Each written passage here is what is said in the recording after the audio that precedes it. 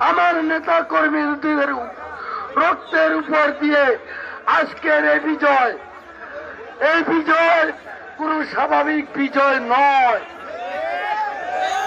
তথাপিও গতকালকে এমন সময় আমি ছিলাম বিএনপির নেতা, গতকালকে আমি ছিলাম বিএনপির প্রার্থী, আজকে আমি নাঙ্গলকোট লালমাইয়ের সর্বসাধারণের এমপি হিসাবে নিজেকে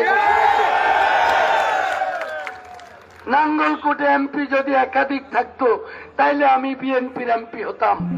যেহেতু আপামর জনসাধারণের একটাই আস্থার জায়গা, সেটা মুবাশশির আলম ভূঁইয়া, আমার দরজা আপনাদের সকলের জন্য উন্মুক্ত।